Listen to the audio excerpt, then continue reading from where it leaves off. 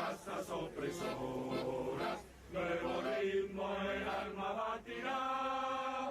Morirán los fascismos sangrientos, en España habrá ya felicidad. Morirán los fascismos sangrientos, en España habrá ya felicidad. Hola, bienvenidos a este espacio del Frente Antiimperialista Internacionalista, Testimonios Antiimperialistas, hablando con. Esta vez tenemos el lujo de hablar con Liman Mohamed Ali, que es natural de Layún y es el delegado saharaui en Euskadi, aquí en el Estado español.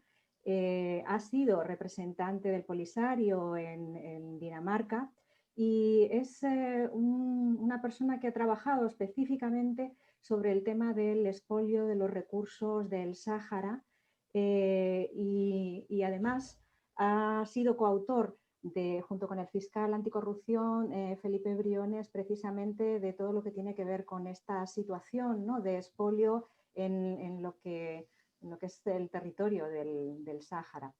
Para nosotros, como sabéis, es muy importante el darle cobertura y hablar y visibilizar esto que llamamos la guerra silenciada, una guerra silenciada que además nos compete a la gente que vivimos en el Estado español, porque nuestro Estado tiene una gran responsabilidad en que no se ha producido ese proceso de descolonización y sigue eludiendo constantemente su responsabilidad en el conflicto que de nuevo se ha abierto.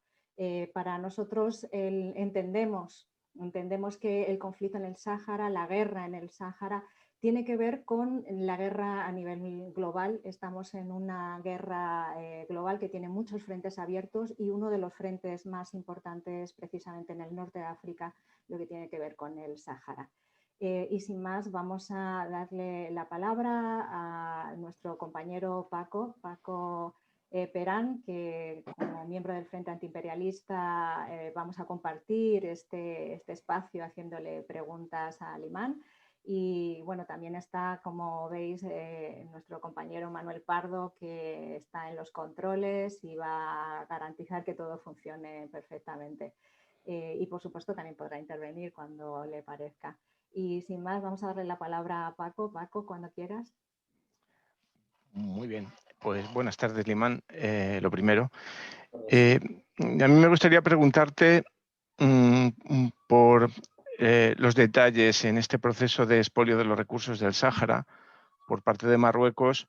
¿Qué recursos específicamente del Sáhara son los que explota Marruecos y qué modalidades tiene para comercializarlo, para explotarlos, para beneficiarse de ellos? Bueno, muchísimas gracias por invitarme y gracias por el esfuerzo en visibilizar un conflicto de larga data que sigue siendo hoy por hoy un gran impedimento para la paz y la estabilidad del norte de África.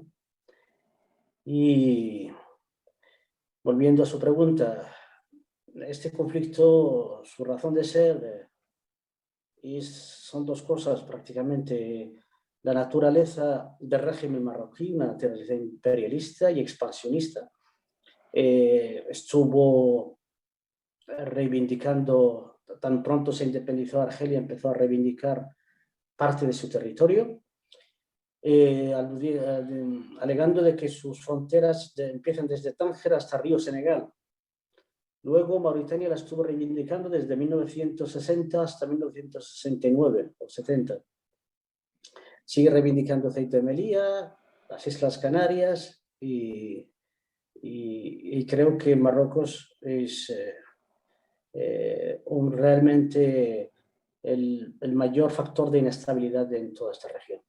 El territorio del Sáhara Occidental es un territorio que cuenta con diversos recursos muy importantes, tiene el mayor banco de pesca del mundo, tiene los mayores yacimientos de fosfato a cielo abierto, tiene infinidad de recursos naturales por explotar, como puede ser gas natural, petróleo, y una de las mayores reservas hídricas en la región. Esto si en su día un profesor recuerdo ahora el nombre, profesor de estructura económica, creo haber escrito, Javier Morías, me parece ahora, sí, recuerdo, Javier Morías, dijo que el Sáhara, si tuviera la oportunidad de independizarse, podría convertirse en Kuwait, dada la cantidad de recursos naturales lo que dispone y su escasa población. Entonces,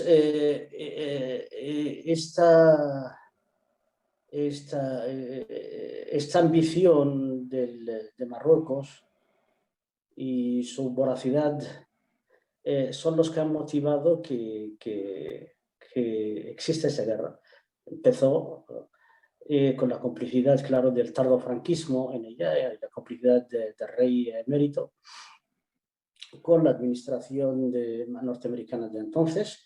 Se hizo la Marcha Verde, que no tiene nada de verde, más bien la Marcha Negra, y desde entonces estalló un conflicto que duró 16 años.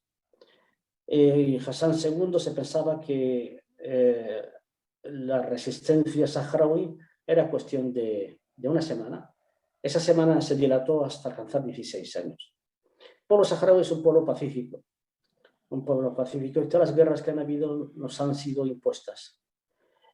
Somos partidarios del diálogo, de la buena vecindad, y los vecinos no los escogemos, pero sí, una cosa es nuestros derechos legítimos y otra cosa es que se ignoren esos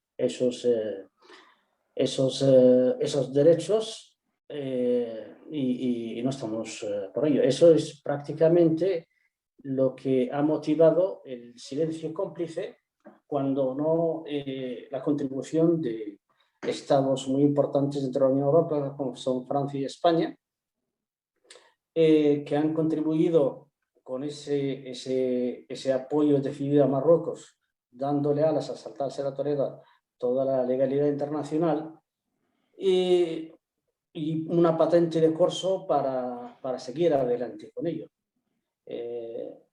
Pero a nuestro entender, Marruecos, por mucho que se esfuercen sus valedores, seguirá siendo un vecino insaciable, imprevisible, incómodo para la paz y la estabilidad.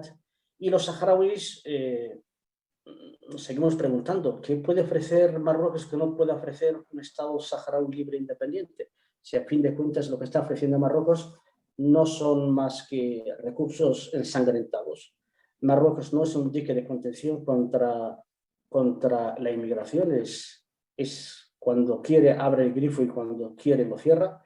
No es un dique de contención contra el terrorismo, porque lo que realmente están afrontando el terrorismo en el Sahel son los argelinos, los saharauis, los mauritanos, y los mayores actos terroristas que ha conocido Occidente fueron perpetrados por súbditos marroquíes. Así que Marruecos no creo que lo que están pregonando sus valedores se cae por su peso. Es indefendible en todo caso. Sí.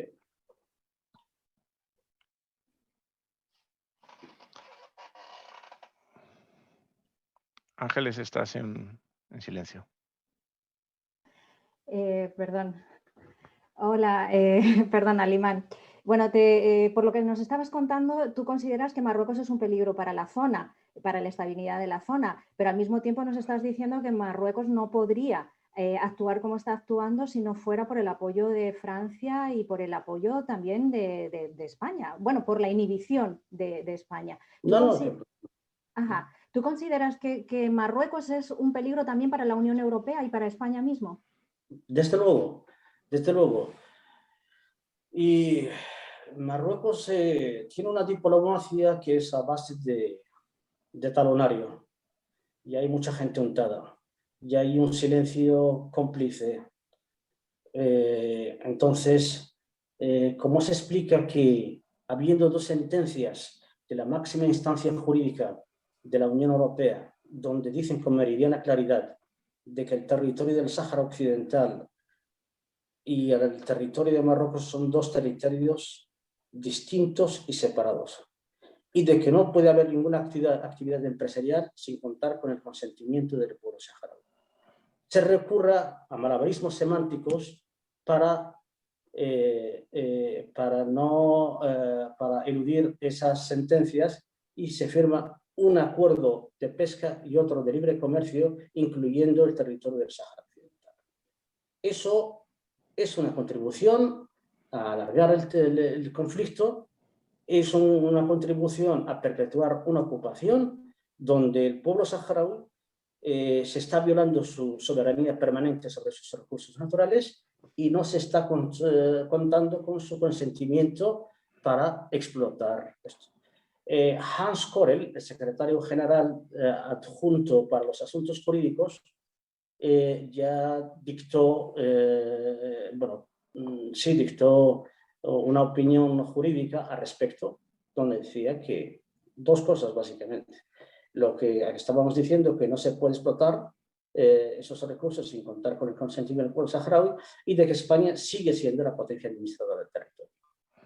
Entonces, estamos viendo ahora, 13 de marzo, después de 29 años apostando por la vía pacífica, hay una vuelta a la guerra, y estamos viendo que desde España se está preparando un navío para vendérselo a Marruecos, se están facilitando más armamento a Marruecos, y creo que eso no es ninguna contribución ni una mediación a evitar esto.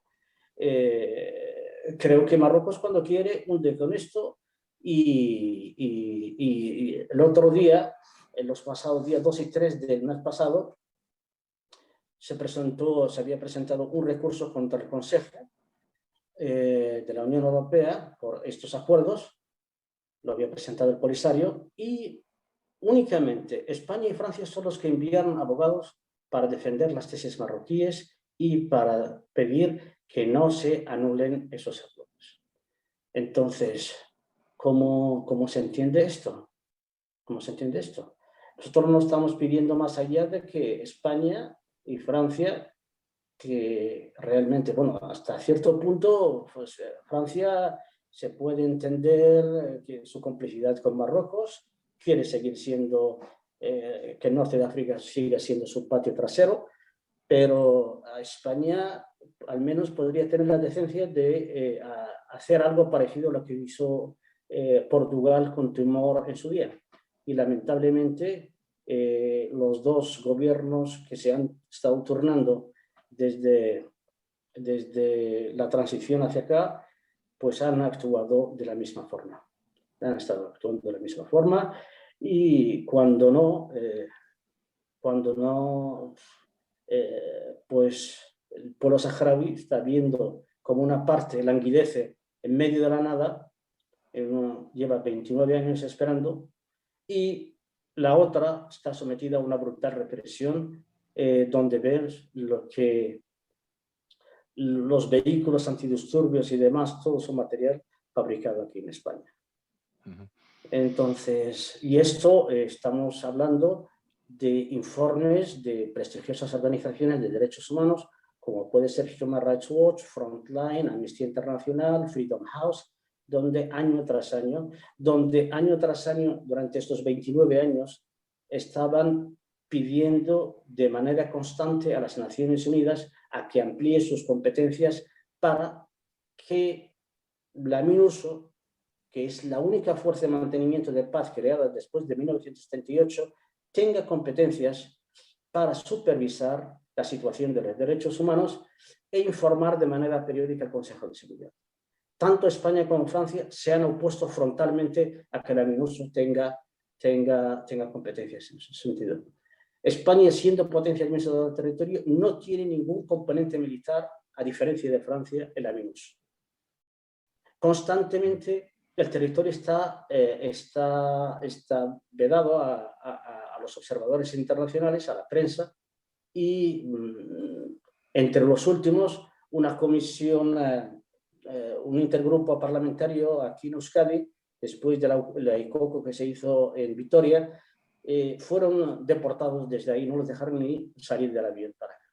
Entonces, estamos viendo que nos venden una imagen del Marruecos real, el de la realeza, el del Hotel Mamounia en Marrakech y demás, que dista mucho del Marruecos real, y están constantemente tratando de maquillar su imagen exterior, sabiendo que este matrimonio contra natura entre democracias consolidadas, ¿cómo se explica? Entonces, ¿cómo se explica que estemos azotando, que se estén azotando a Venezuela y tildándola de todo cuando encontramos? Solamente creo que un ejemplo ilustrativo es la conducta de Zapatero.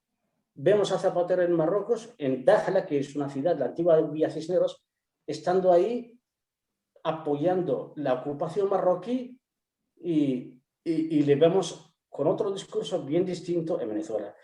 Lo mismo, en las dos orillas hay un discurso diametralmente opuesto y los argumentos que valen para aquí no valen para allá.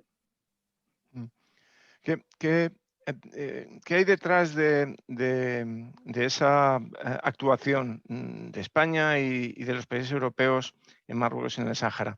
Quiero decir, ¿qué tipo de inversiones, además de los acuerdos comerciales, tiene la Unión Europea, los países de la Unión Europea y en particular España en Marruecos y en el Sáhara, que quizá estén detrás de esa actitud ilegal y contradictoria que describías? ¿Podrías repetir la pregunta? Sí, preguntaba si tienes información sobre inversiones españolas, europeas, en Marruecos, en el Sáhara, que puedan justificar esos intereses, que se estén beneficiando los países de Europa del expolio del Sáhara y Marruecos a través de inversiones en el país. No sé si tienes alguna información al respecto. Sí,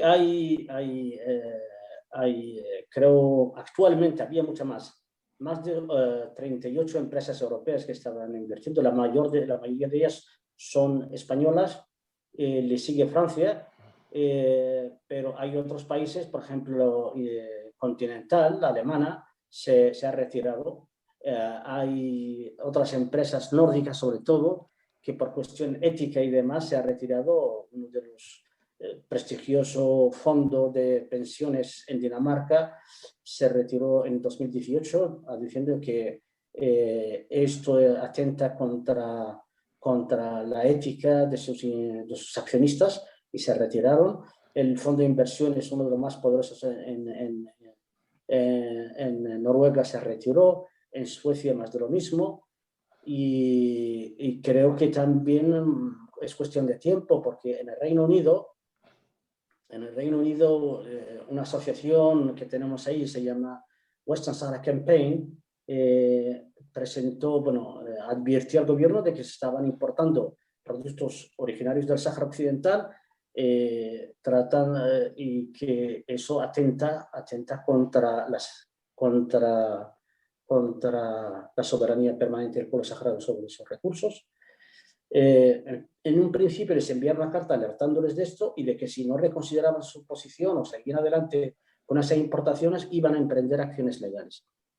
El gobierno británico siguió, entonces presentaron acciones legales ante el Tribunal Supremo de Inglaterra y Gales, y al estar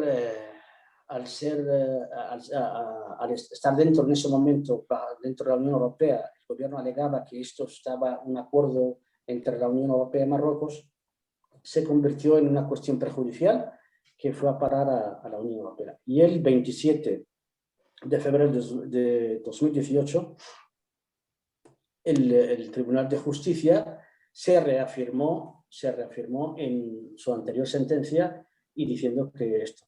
Ahora, lo que ha estado haciendo ahora, le digo porque ha vuelto, pasado día 2, han tenido que volver nuevamente, se ha presentado un recurso de casación, porque el gobierno británico ha intentado emular lo que había hecho la Unión Europea, recurrir a una lectura muy selectiva del tema, y entonces han presentado recurso y se espera que se dicte para finales de mayo, me parece, por la información que tengo.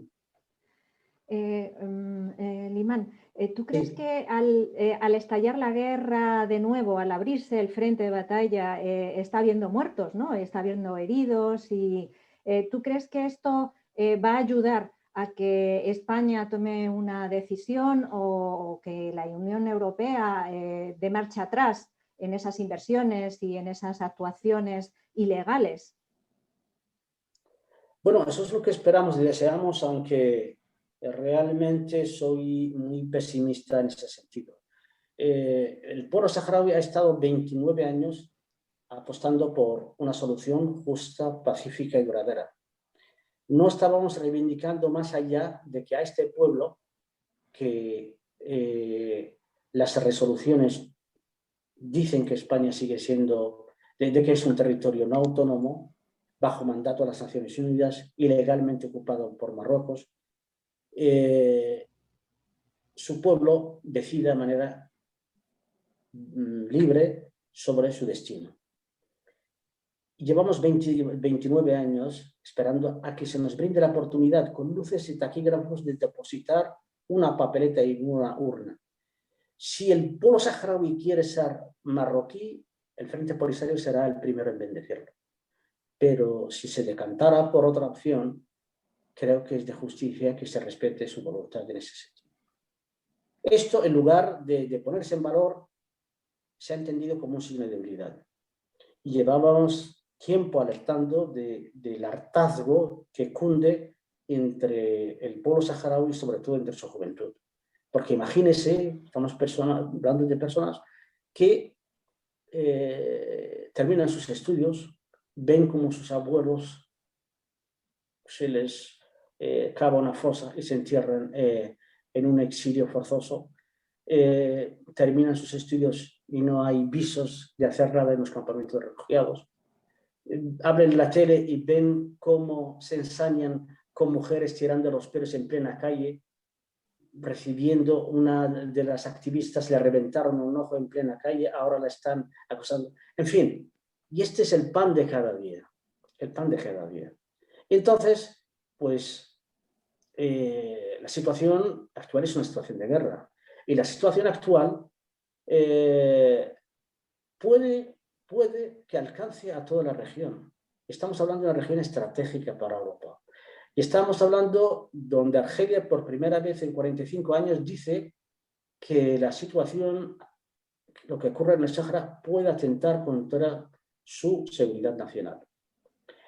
Entonces, yo espero y deseo que haya una diplomacia proactiva que contribuya a ayudar a una solución justa y definitiva, pero creo que Marruecos, mediante el chantaje y mediante ciertos valedores entre bastidores, mediante ciertas personas influyentes que tratan de confundir sus intereses particulares con los intereses nacionales, pues esto realmente no está ayudando absolutamente en nada. Ajá. Pero en el caso del resto de los países de la zona, Argelia, Mauritania, también Marruecos es un peligro para ellos. Tú estabas señalando eso. Desde lo que no le...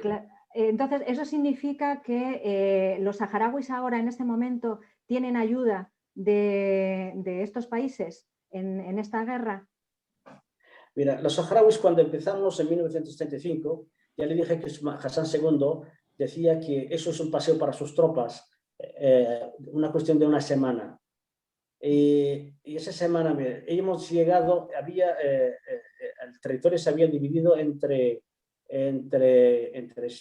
Marruecos y Mauritania, 2 tercios norte para Marruecos y el tercio sur para Mauritania, con el compromiso de que el 30% de los recursos iban a parar al INI. En esos años hemos llegado a la capital mauritana en 2 ocasiones. Mauritania se retiró y firmó un acuerdo y reconoció a nuestra república. Y fue Marruecos quien pidió el cese al fuego y propuso que nos sentáramos. Y cuando dijo que se va a sentar con nosotros con la promesa de esto, apostamos nuestra palabra. Creo que eso es lo que le escapa mucho a mucha gente. No es lo mismo que uno luche por lo suyo. A veces la superioridad numérica puede convertirse en un auténtico handicap. Y esto lo hemos visto en Yemen. En Yemen estamos visto a todos los armamentos más sofisticados y los países con mayores rentas per cápita como son Arabia Saudí, los Emiratos y demás, y no han podido con un puñado de combatientes que hay ahí. Y eso es lo que le escapa a mucha gente. Y como hay muchos think tank y plumas a sueldo, pues confunden a esto. Pero no somos partidarios de las bravuconadas ni tampoco del discurso belicista. Siempre esperamos y deseamos que las cosas se hagan y se alcancen soluciones, pero siempre ajustándose a la legalidad internacional. Hemos hecho alguna entrevista a jóvenes saharauis, ¿no? Y ellos sí que hemos visto una gran voluntad y determinación a que mientras no se resuelva el conflicto, ellos van a seguir adelante, han recogido el testigo, ¿no? de sus padres y de sus abuelos. Eso es muy, muy, muy positivo.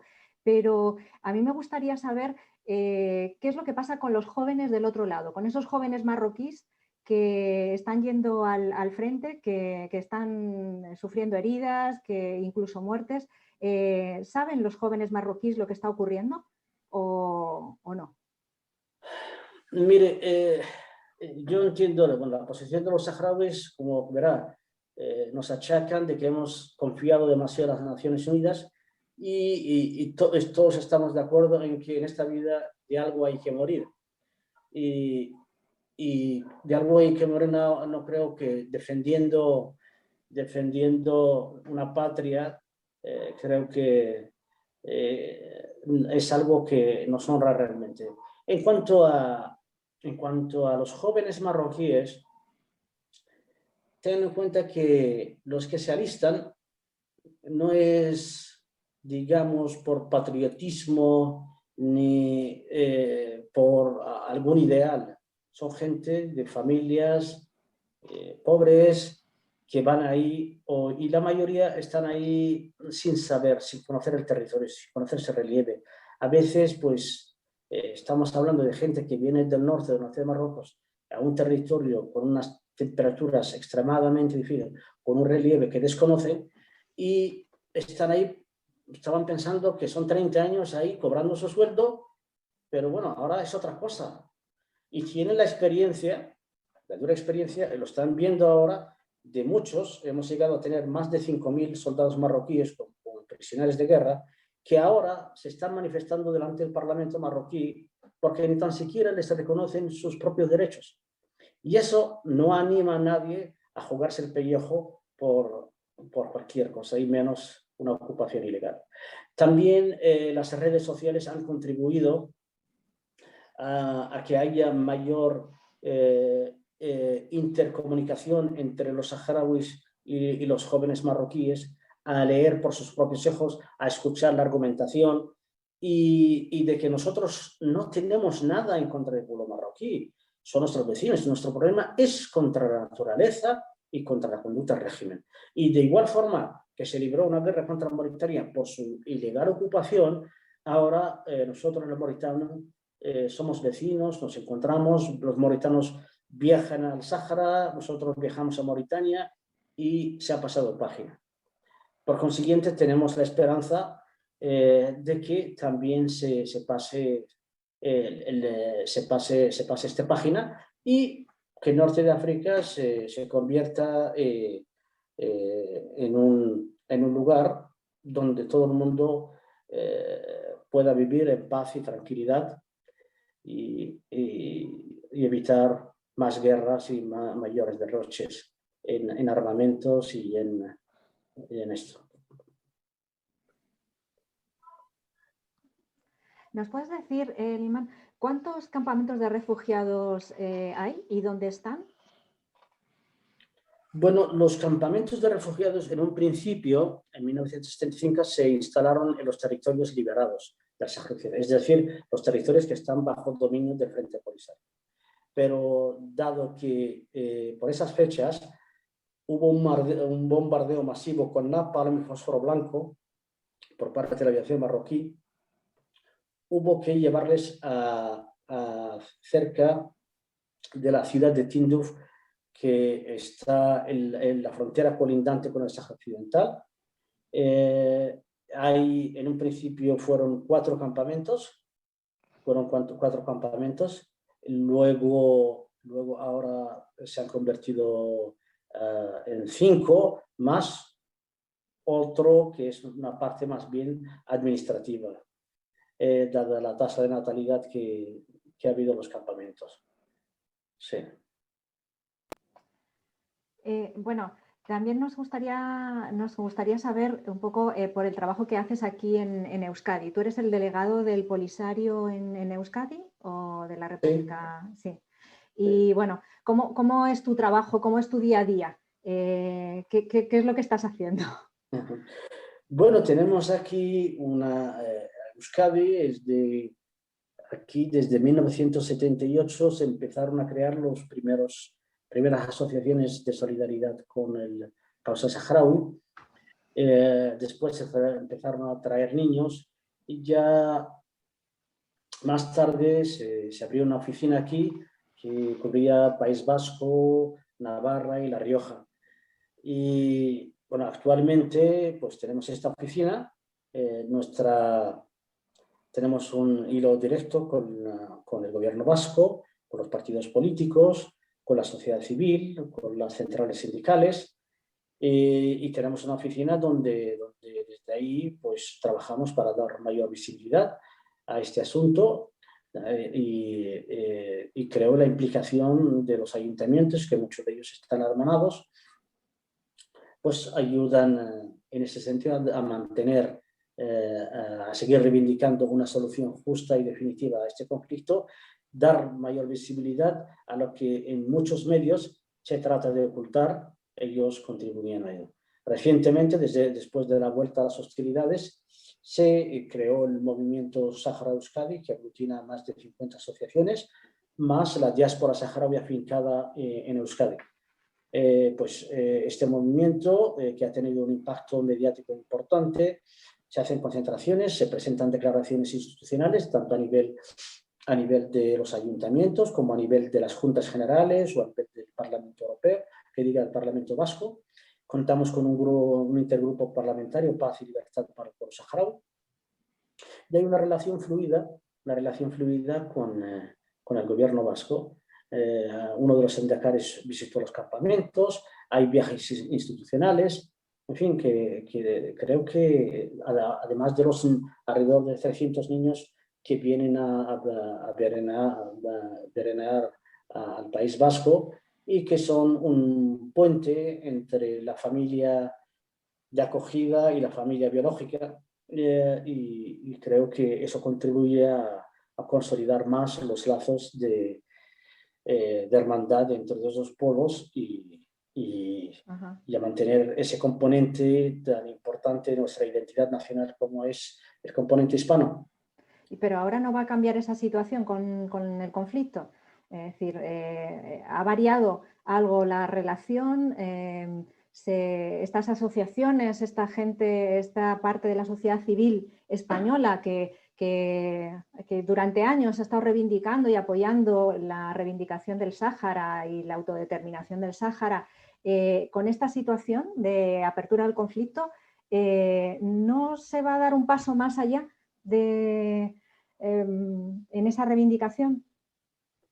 Sí, bien con ello. El primer paso fue denunciar que Marruecos ha sido el que ha torpedeado el proceso de paz de las Naciones Unidas. Fue quien hizo saltar por el aire el frágil cese al fuego, y eso no ha hecho más, ya le digo, con el movimiento Sáhara Euskadi lo que se ha pretendido es generar mayor complementariedad y sinergias entre las asociaciones y remar en la misma dirección. Creo que desde 2004 no se había presentado una moción en el Senado hasta hace un mes, que fue presentada por por un senador del PNV y que contó con el apoyo de todos los intergrupos con la salvedad de Vox.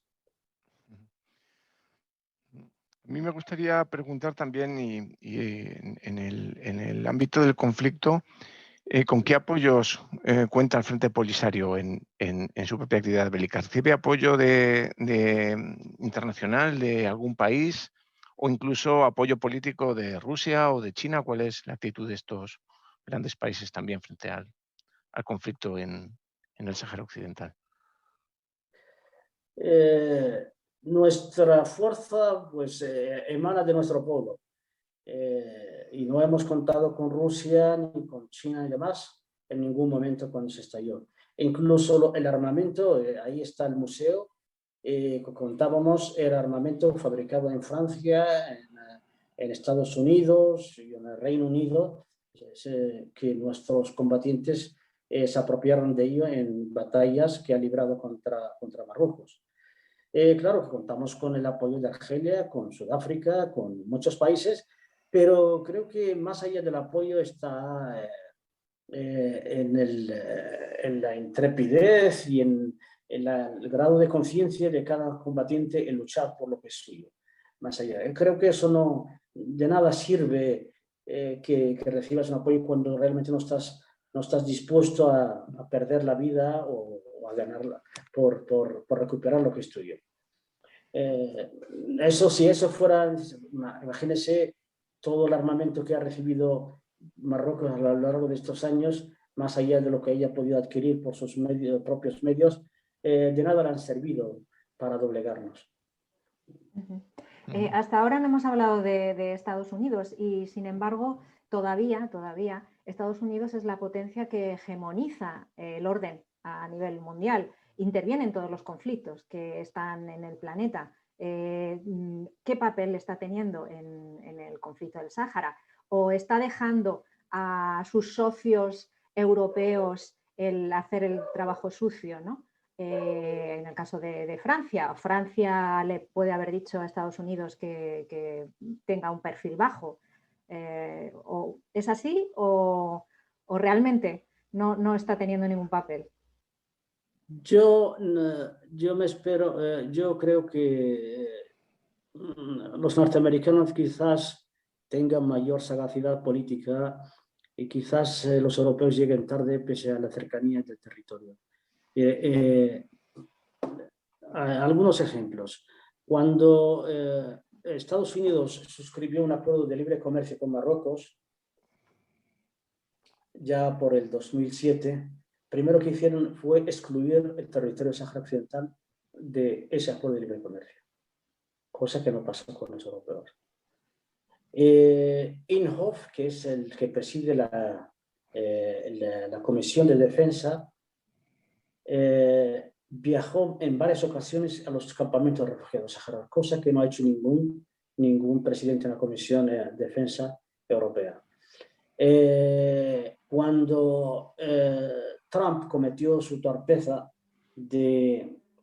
para seducir a Marruecos a reconocer a Israel, reconocer una soberanía en último, pese a que carece de ningún valor jurídico, voces de ambos, tanto demócratas como republicanos, se dirigieron por escrito a Biden, a la administración,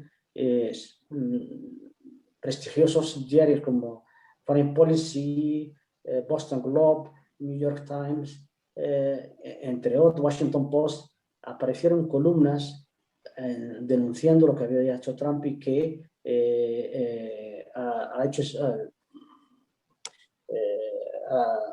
ha tirado por la borda todo el esfuerzo que habían realizado a lo largo de estos años. Constantemente quieren conocer, su embajada en Argel y demás están muy interesados en el asunto y creo que lo que está intentando es retirar ese reconocimiento que no debería haber pasado.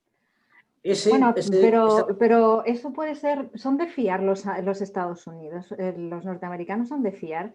Nosotros tenemos noticias de que están haciendo maniobras militares en Canarias y que, es decir, las fuerzas estadounidenses, tú sabes de sobra que tienen bases militares en España, que España actúa como un subordinado, ¿no?, del propio Estados Unidos, y que Estados Unidos tiene intereses en España geoestratégicos. Y nuestros compañeros colaboradores del Frente Antiimperialista nos dicen que no dejan de hacer maniobras en Canarias los Estados Unidos, con lo cual ellos tienen sus propios intereses de cara a África. Yo no estoy diciendo que Estados Unidos sea santo de mi devoción, pero lo quiero decir, mira, lo que estaba apareciendo estos días en medios españoles, de que iban a hacer maniobras incluso en Magbes, que está cerca de Tinduf, a escasos 40 o 50 kilómetros, se basaban en la prensa marroquí. Y la administración norteamericana desmintió categóricamente de que se iban a realizar esto. Ya le estaba hablando de cómo muchas plumas a sueldo y demás se interesan por intoxicar, por decir, por alentar esto para decir, oye, esto no tiene arreglo y mejor, pues nada, tenemos aquí al compañero aquí al lado y vamos a decantarlo. No, no es así. No es así y creo que le digo, de ser cierto, no tengo suficientes elementos de juicio, pero yo le digo, en el caso de que la nueva administración, y todo apunta a ello, de que revocaran la decisión de Trump, eso va porque Marruecos puso toda la carne en el asador. Imagínese que se revoque la Trump, con lo cual Marruecos se quedaría en la tesitura, seguir reconociendo a Israel o retirar el reconocimiento. Seguir reconociéndola sin contrapartidas, estamos hablando de que Mohamed VI es el comendador de los creyentes, es el presidente de la Comisión de Jerusalén, ha llevado durante estos últimos años una diplomacia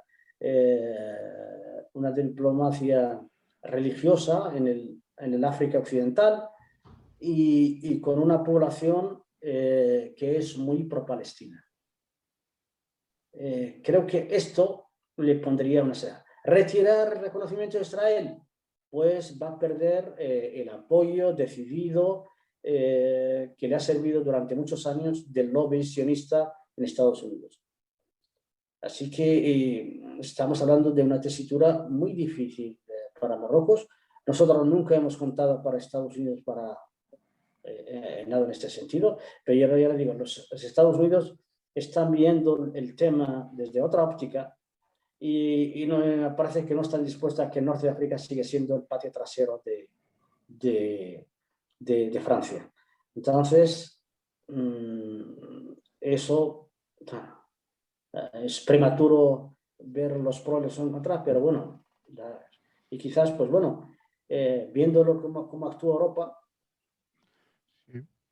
no sé lo que se avecina.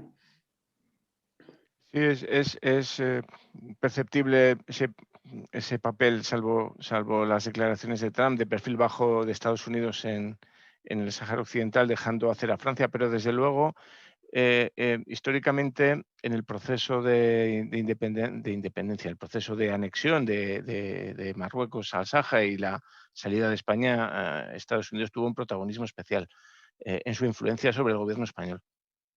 Entiendo por sus explicaciones que esos intereses o esas influencias de Estados Unidos ahora mismo están pasivadas un poco a la espera de los intereses de Francia o algo así, si lo he entendido bien. No, digo que las cosas en política nada perdura en ese sentido. Entonces, lo que servía por los años 70, 80, pues quizás hoy en día que por la geopolítica cambia. Entonces, ahora puede que tengan ellos más intereses con Argelia o que vean en un Sáhara independiente más intereses que estar apoyando o hacer el seguidismo de lo que Francia le venga en gana en el norte de África.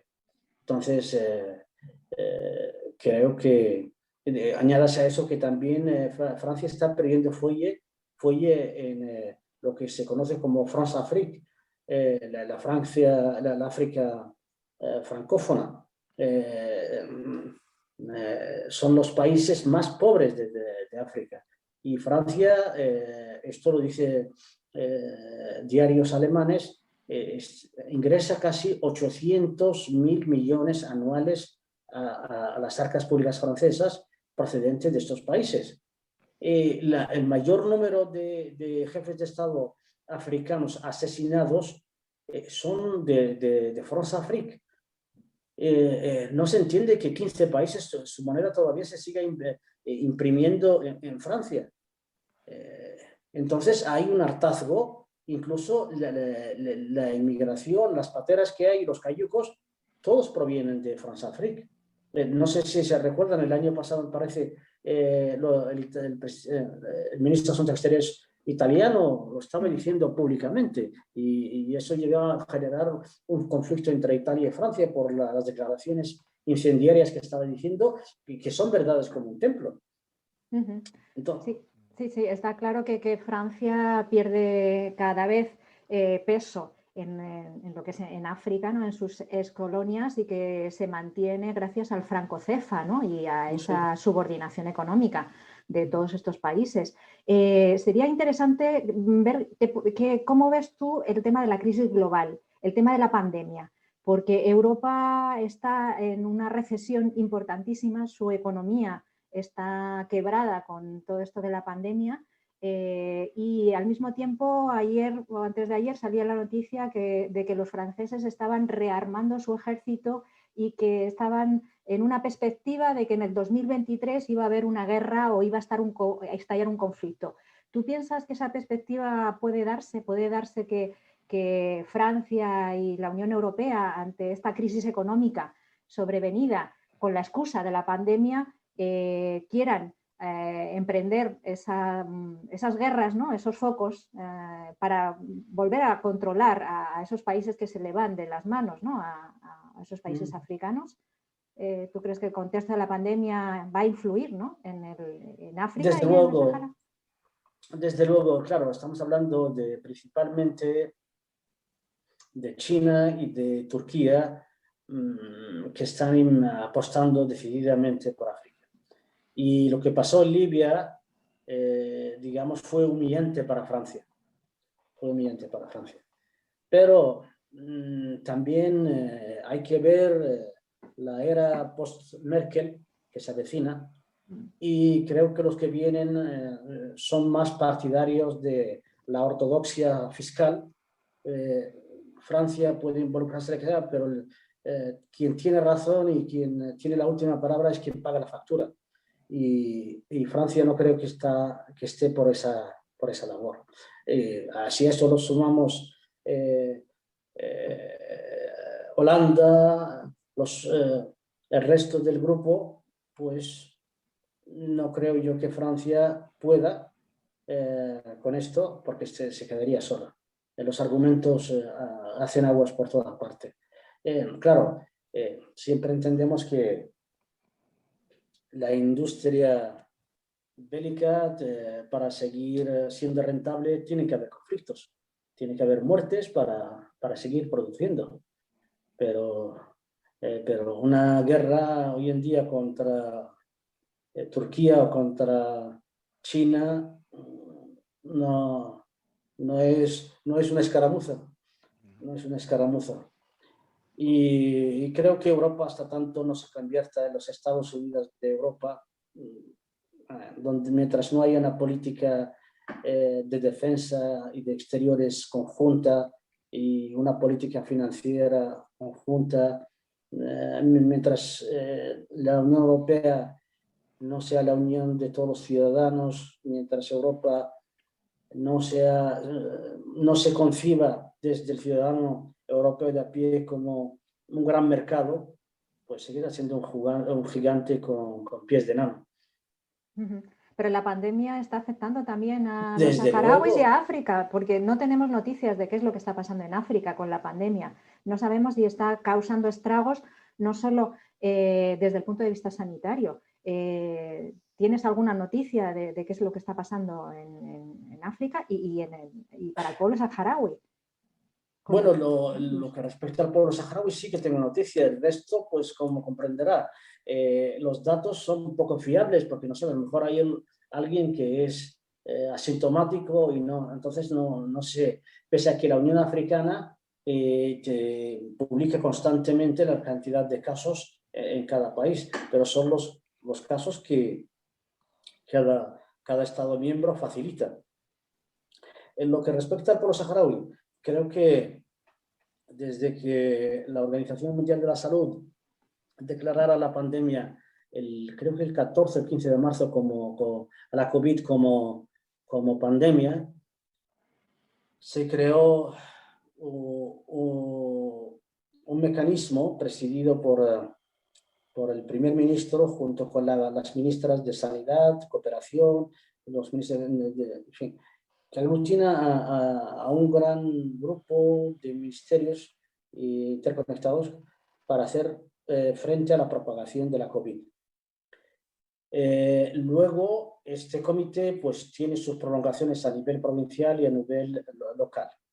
Y se contó con el apoyo de las mujeres y de los jóvenes y se centró básicamente en las campañas de sensibilización. Se crearon unos centros de confinamiento para pasar la cuarentena para todos aquellos que vienen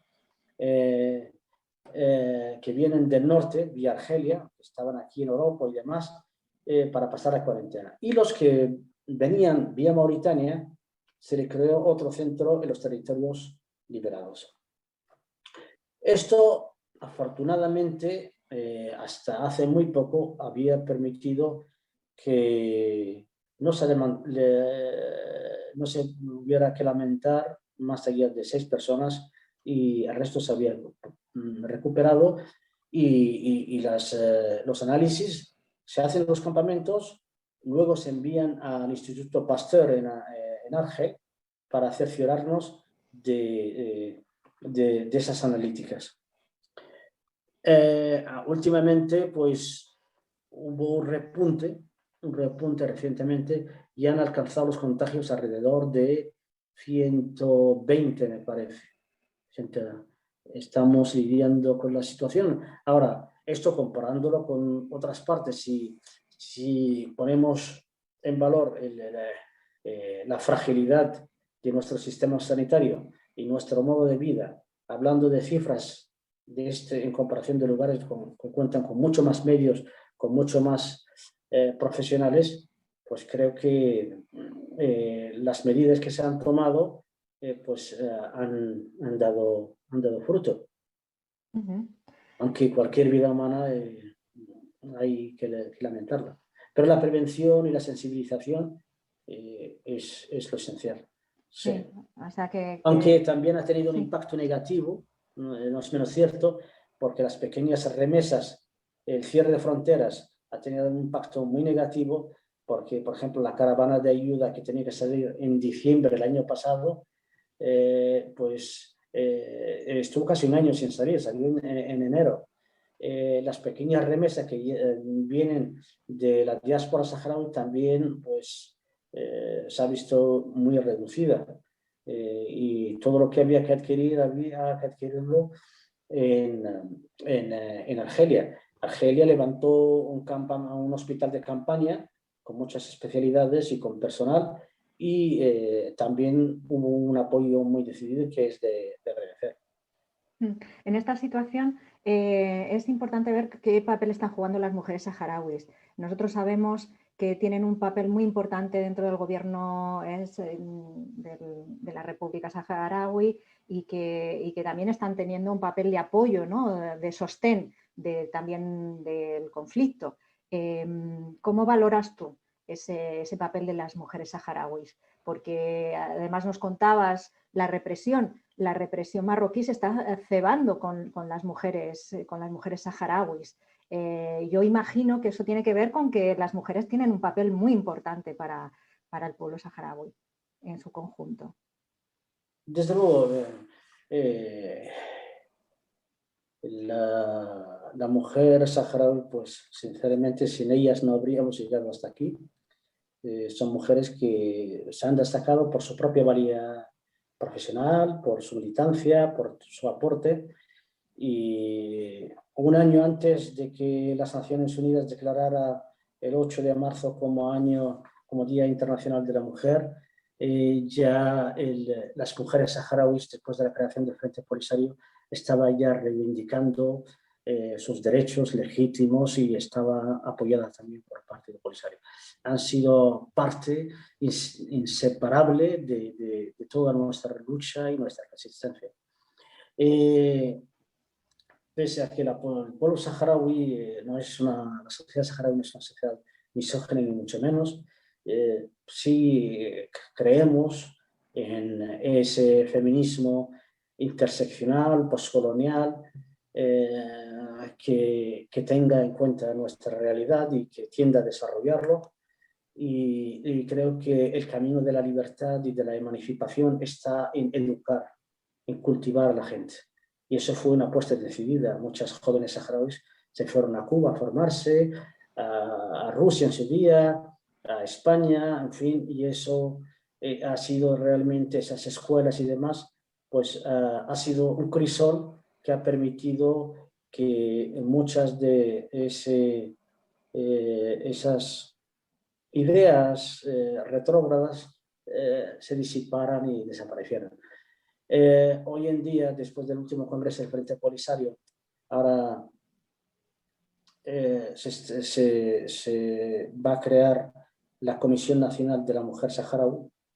Hemos cambiado la ley electoral para que haya una mayor participación de la mujer, por ejemplo, a nivel del Parlamento, que cuenta con 52 diputados, y los dos campamentos con mayor densidad de población, que son el campamento de Smara y Dajra, que cada uno cuenta con 7 diputados, 4 de ellas tienen que ser mujeres.